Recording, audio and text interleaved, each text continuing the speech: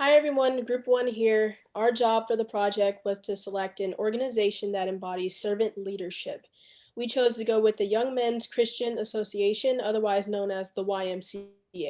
We'll be getting into the overview of the organization as a whole, taking a look at their core values, their mission, their purpose, who their organization serves, and more. But first, let's dive into their background.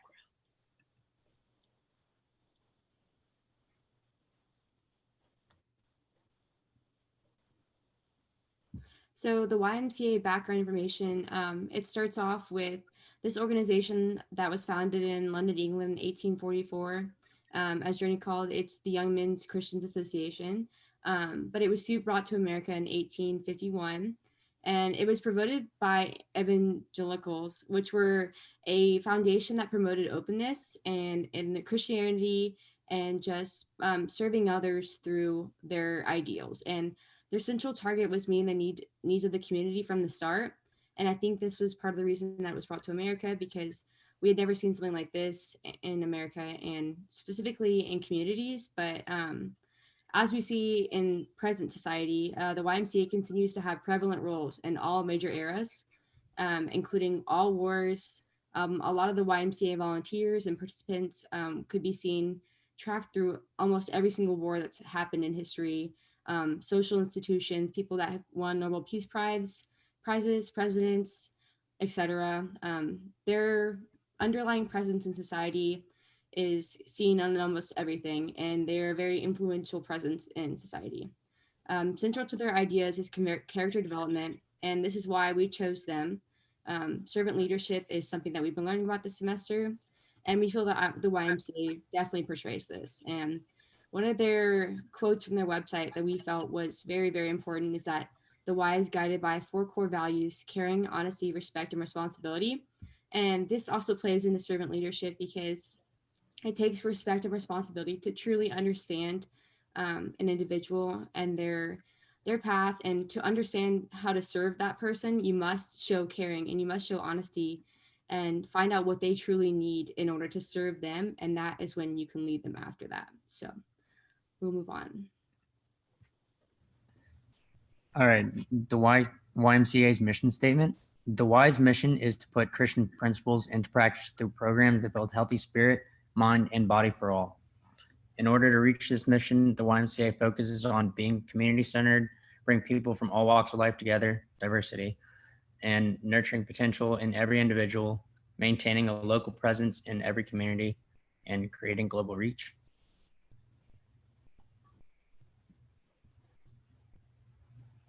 And the purpose of the YMCA. The YMCA's purpose is to connect all people around the nation and the globe to their potential purpose in each other. Their central purpose is being at the center of each community, empowering young people to create change, inspiring action in and across communities, helping young people grow, pushing individuals to be the best version of themselves. And they're also committed to creating change for individuals nationally and globally. And they create unity between individuals across the nation and the globe. So, the reason for the selection of the YMCA exemplifies an underlying presence of community that empowers people to better themselves and their character. A community, which is what we so often talked about this whole entire semester, is a collection of individuals who have shared interest in pursuits and feel a sense of unity and relatedness. The YMCA is a community for individuals with similar pursuits of bettering themselves. The YMCA also acts as a place for individuals to grow and thrive and to meet other individuals that are also transforming to become their best self. Our group feels that the YMCA was our form of servant leadership in our childhood and represents a strong place of character development in learning to serve others. And then, who does the organization serve? Well, the Y released a quote saying the Y is for everyone. The Y provides equal access for all for its programs, facilities, and enjoyment. The YMCA serves all and without any regard to race, ability, creed, national origin, and sex. Specifically, the YMCA celebrates the differences and make each community unique. And the Y nurtures the potential of every youth and teen, improves the nation's health and well being, provides opportunities to give back and support neighbors.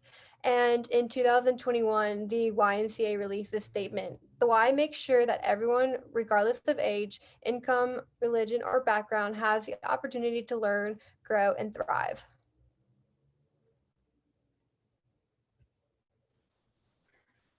So, how well does the organization meet its mission? So, the YMCA's mission focuses on growing a healthy mind, spirit, and body, as said earlier. So, for the building of the mind and body, the YMCA is one of the largest providers of youth activities and after school programs. Um, the youth and after school programs and meal programs nourish the body and the mind. And through sports, art programs, and the new distance learning programs, it also can nourish the mind. To build spirit, worldwide, the YMCA serves more than 45 million people in 119 countries. YMCAs across the country play an integral role in strengthening the leadership of communities and youth through programs around the world. Regardless of an individual's religious beliefs, the YMCA inspires its members and followers to practice the ideology of servant leadership, aka putting the needs of others before their own.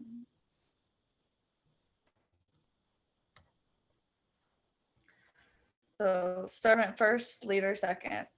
The YMCA is a great example of a servant first organization, meaning they meet the needs of their followers over their own. And this especially showed during the pandemic. Um, the YMCA meets many of the needs of the community through daily child care programs, meal programs, um, extension on activities, help with school, and even assistance with the new distance learning.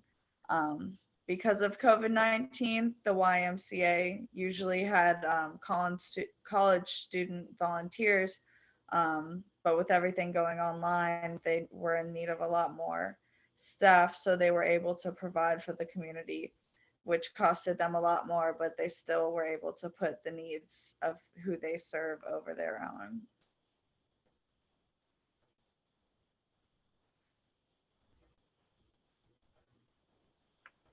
Okay, so another characteristic of servant leadership that we talked about was how a leader can be goal oriented.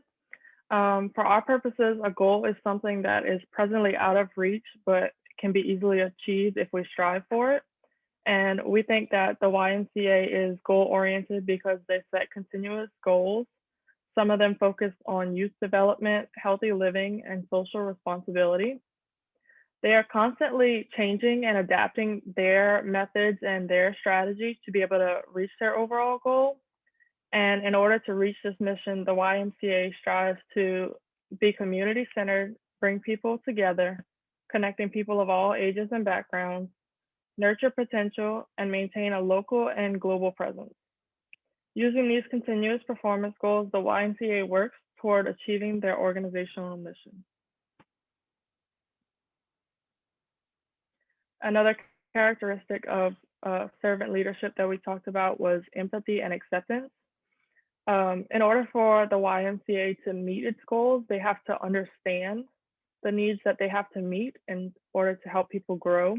And to do that, they have to have empathy and acceptance. So for our purposes, we defined empathy as standing in someone else's shoes and seeing things through their perspective. And acceptance, we talked about it being receiving what's offered to you and never rejecting anyone. And what's characteristic of servant leaderships that the YMCA does really well is that they meet people where they are. This means accepting all people in terms of diversity, whether it be socioeconomic background, culture, race, gender, All of these things are understood and welcomed. The YMCA prides itself on serving individuals from all walks of life, and as they are serving others involving their serving others involves understanding the personal situations of the people that they serve. The YMCA has social responsibility to embrace every individual and to empower them. So, connecting the YMCA to some of the concepts we learned in this class, we learned about this program called Togetherhood that was created by the YMCA, and it is essentially a program that allows neighbors to give back to their local community. So that means directly volunteering to the people that are surrounding you, like neighbors, friends, family. And it's an open system because the input is people from all sorts of backgrounds, just like Shay was talking about, diversity, socioeconomic backgrounds, people from different walks of life, people from different professions, people that are already volunteers. They're bringing in knowledge from other places, bringing in skills and resources, and that is the input into Togetherhood. um, their throughput is the volunteer experience themselves. On their website, when you look at volunteering, it talks about it being a transforming experience because you take what you learned and you combine it with others, and together you work in cooperation and work to change your point of view and to transform your point of view to see and how to see how you can help others and how you can transform their lives. So this process of volunteering is what brings together the input and the output. There's a boundary around the organization and that it's like it's um, a volunteer group, but essentially anyone can be a volunteer. So this boundary is kind of not like fully defined, but it's definitely a group where you have to have membership in a way, but anyone can join in that way. The output is that there's three levels in the output. There's the first level is improving society, solving issues for people around you. The second one would be improving the YMCA's functioning as a group, and that be like the relationships between volunteers, relationships with volunteers and people in society that they're helping. And then the third one would be personal fulfillment. And a lot of people that have joined Togetherhood feel that the outcome of personal fulfillment is what creates purpose in their life. And to me, this was a clear picture of an open system because you can see the resources coming in from diverse backgrounds, the throughput of the actual hands-on volunteer process of transforming your point of view, and the output of just so many areas of society becoming transformed after volunteers are helping and tackling social issues and the purpose that comes from personal fulfillment of actually understanding somebody else's problems and creating ways to solve them. So that is our first example of connecting resources in class to uh, leadership.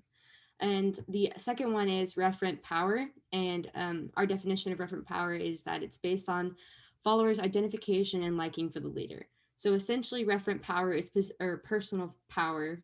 Um, just to make the distinction, personal power is based on people seeing the leader as very knowledgeable and liking the leader. So not necessarily based on power or positioning and ranking, but more based on being knowledgeable and credible and have a likable reputation. So in this instance, we felt that the YMCA has referent power because they've simply influenced society by coming up with creative solutions to their problems.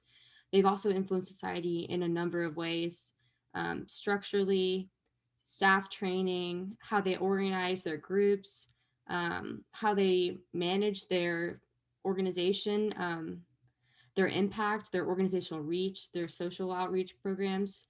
Almost every underlying societal or social institution in America has some roots in the YMCA. And in our research, they were talking about how higher education, Boy Scouts, Girl Scouts, even the Peace Corps is structured after the YMCA, and what their reach is kind of patterned like the YMCA.